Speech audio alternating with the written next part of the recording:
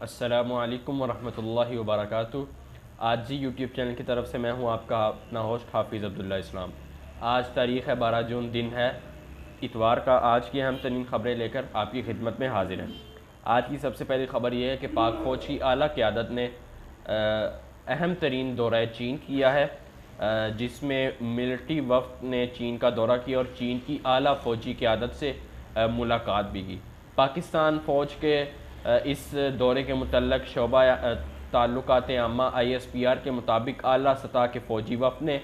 9 سے 12 جون کے درمیان چین کا دورہ کیا، یعنی ان 3 سے 4 دنوں کے درمیان جو پاک فوج کی اعلیٰ قیادت تھی وہ چین کے اعلیٰ قیادت سے مختلف اوقات اور مختلف مقامات میں مسلسل گفتگو کرتی رہی اور ملاقات بھی ہوتی رہی۔ اعلیٰ فوجی قیادت سے ملاقات کے علاوہ وفود کے وفد کی سطح پر بھی ملاقاتیں ہوئی اور 12 جون کو ہونے والی ایکس کمیٹی کے اجلاس کی قیادت army chief general Qamar Bajwa نے کی، جبکہ چین کی جانب سے vice chairman central military commission general Zhang نے اس کی قیادت کی۔ یعنی ان 3 سے 4 دنوں میں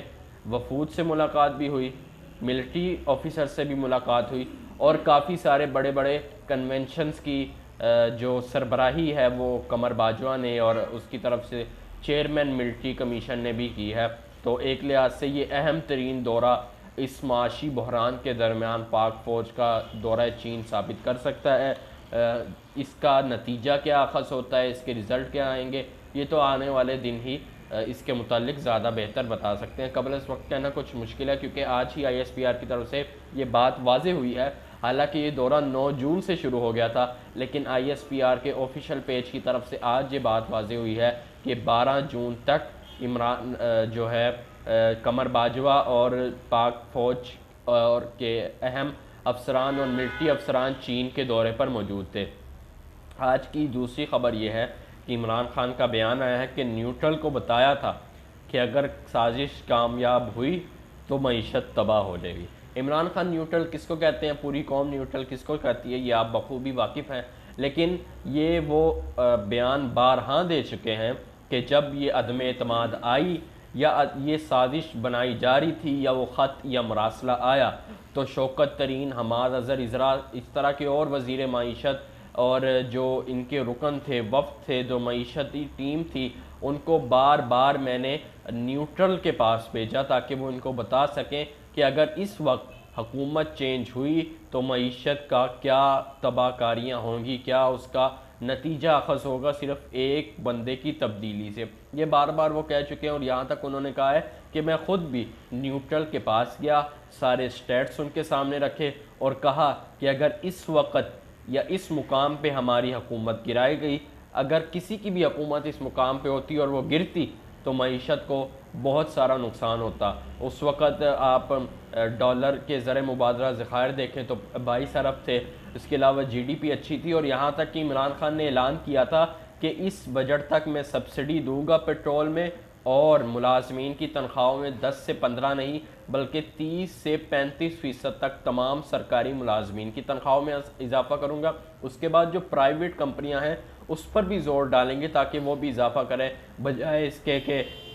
شہباز شریف پہلے آئے 10% اضافہ کیا، پھر یو ٹرن لیا، پھر بجٹ پیش ہوا، پھر 10% اضافہ کیا، پھر 5% پینشن میں کیا۔ اس ساری پنچایت سے بچتے ہوئے عمران خان نے یہ قوم سے وعدہ کیا تھا کہ اگر میری جو حکومت ہے وہ بجٹ تک رہی تو میں نے اس طرح کے معاشی صورتحال اور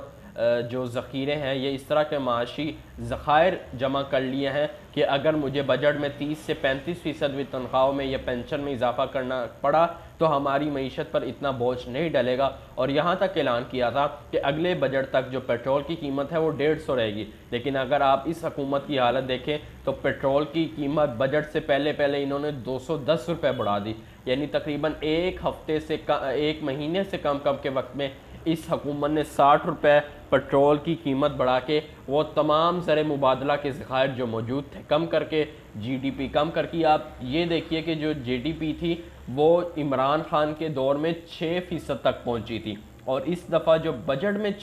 جو ہدف رکھا گیا ہے وہ 5% تک رکھا گیا ہے۔ یعنی اگر عمران خان ہوتے تو اگلے سال کے لیے شاید 7% رکھ سکتے تھے، لیکن نواز شریف حکومت نے، یہ اس امپورٹنٹ حکومت نے اتنا ہدف رکھا ہے جتنا عمران خان کے دور میں ہدف حاصل ہو چکا تھا۔ اگلی خبر یہ کہ ایف آئی اے نے مونس الہی کے خلاف منی لانڈرنگ کیس کی تحقیقات کا فیصلہ کر لیا ہے۔ یہ خبر اس کے بعد آئی جب چودھری شجاعت نے نون لیگ اور پرویز الہی اور ان کے بیٹے مونس الہی نے تحریک انصاف کی حمایت کرنے کا فیصلہ کیا، اور جو قاف لیگ ہے وہ 2 حصوں میں تقسیم ہوگی۔ اس کے بعد مونس الہی کا یہ اہم بیان سامنے آیا کہ میں اس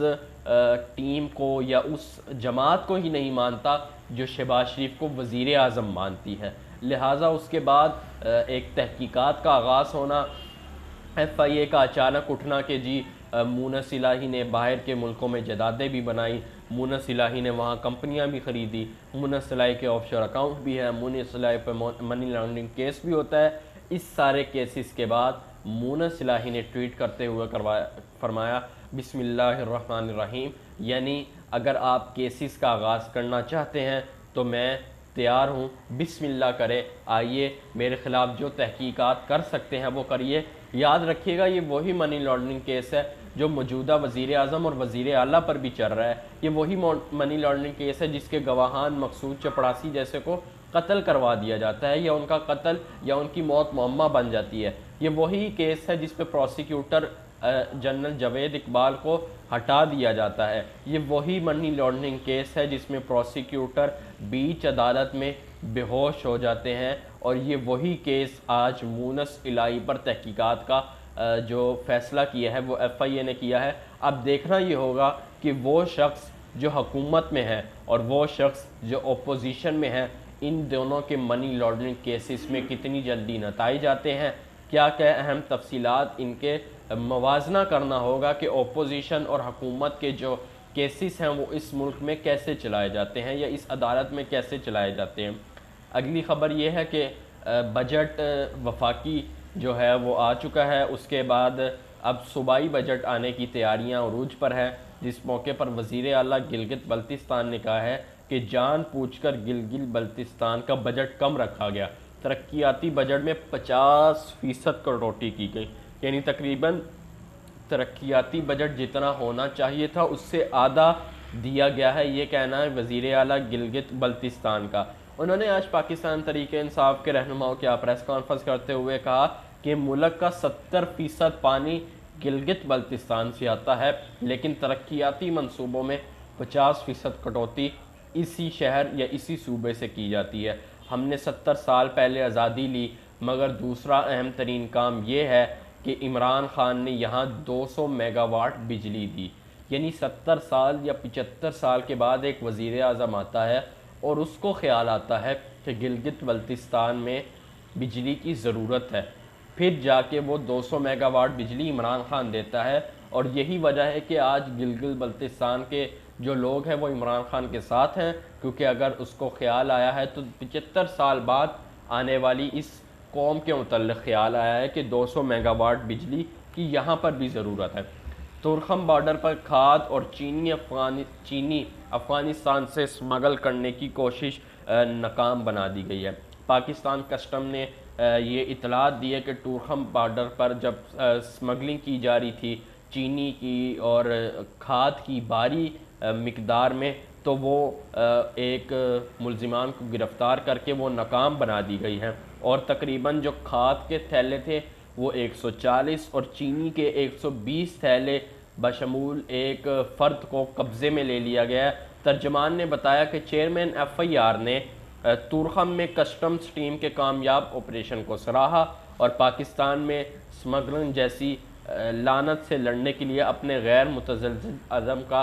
آمادہ اور اظہار کیا ہے، یعنی انہوں نے کہا ہے کہ بجائے اس کے کہ ہم تورخم بارڈر پہ صرف لڑیں، ہم پاکستان کے ہر اس شہر میں سمگلنگ کے خلاف لڑائی کریں گے جہاں پر سمگلنگ سر عام کی جا رہی ہے۔ پنجاب کے سرکاری ملازمین کے لیے ایک اچھی خبر ہے، اور وہ یہ خبر ہے کہ امکان ہے کہ یہ جو مالی بجٹ سال کا پیش کیا جائے گا صوبائی میں، اس میں تقریباً 30% تک ان کی تنخواہوں میں اضافہ کیے جانے کا امکان ہے، یعنی اگر آپ وفاقی جو پینشن ہے یا تنخواہ دار طبقہ ہے، وفاقی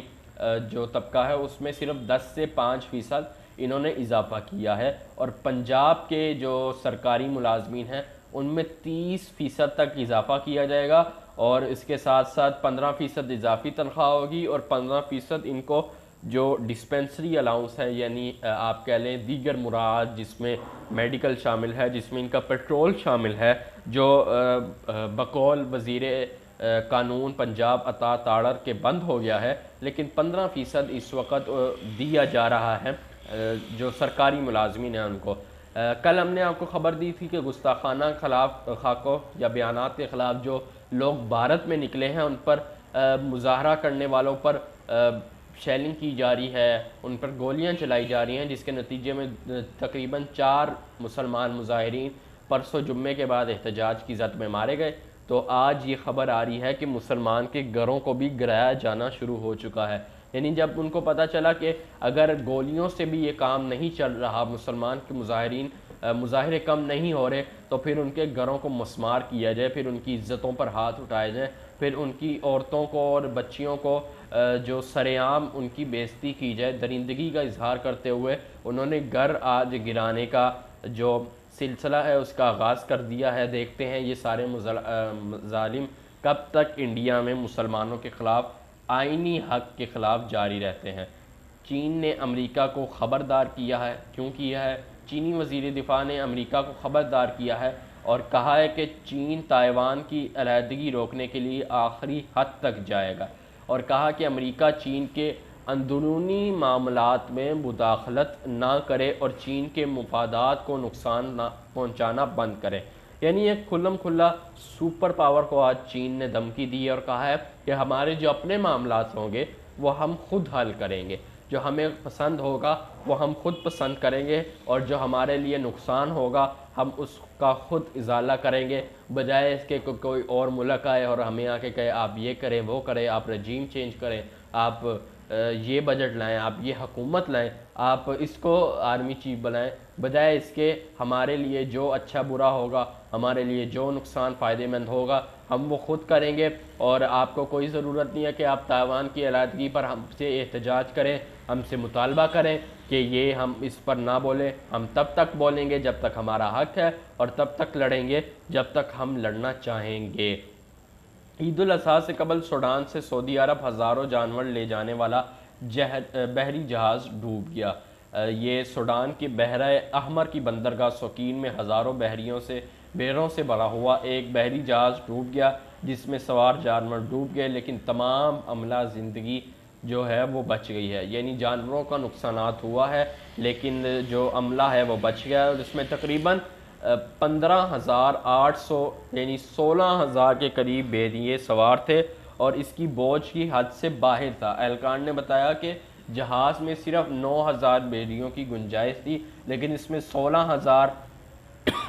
جانور موجود تھے قربانی کے لیے، اس کے علاوہ عملہ الگ سے موجود تھا۔ تو ظاہری بات اس کے بعد بحر احمر میں وہ جہاز غرق ہوا، جس کے نتیجے میں عملے کو کوئی جانی نقصان نہیں پہنچا، لیکن جانوروں کو پہنچا ہے۔ سکھر سے ایک افسوسناک خبر ہے، اور وہ یہ ہے کہ بیٹے نے باپ کو قتل کر دیا۔ پنو آکل میں جاں باک ہونے والے شہری کی موت کا معمہ حل ہو گیا۔ جو چاچڑ نامی شخص ہے، اس کے بیٹے نے پسند کی شادی نہ کرانے پر قتل کیا اپنے باپ کو۔ پولیس نے بتایا کہ ملزم نے والد کے قتل کو حادثے کا رنگ دینے کی کوشش کی۔ پولیس کا کہنا ہے کہ انہوں نے خفیہ اطلاع پر چھاپہ مار کر ملزم کو گرفتار کیا، تو ملزم نے اپنے جرم کا اعتراف کر لیا کہ میں نے اپنے باپ کو مارا، اور اس لیے مارا کہ اس نے مجھے شادی پسند کی نہیں کرنے دی۔ کل ہم نے آپ کو خبر دی تھی کہ ایک بھائی نے کپڑے استری نہ کرنے پر بہن کو مار دیا۔ اسی طرح کی اور بھی خبریں آتی ہیں جو عدم برداشت کا مظاہرہ نہ کرتے ہوئے وہ اپنے سکے یہاں تک کہ باپ کو قتل کر دیتے ہیں، اور آج کل یہی چل رہا ہے کہ اگر چھوٹی چھوٹی باتوں پر غصہ آ جائے تو قتل کر دیا جاتا ہے۔ تو یہ تھی آج کی اہم ترین خبریں، امید ہے آپ کو پسند آئی، اگر پسند آئی تو لائک کریں، شیئر کریں، اس چینل کو سبسکرائب کرنا مت بھولیے گا۔ ملتے ہیں اگلی ویڈیو تک، تب تک کے لیے اللہ حافظ۔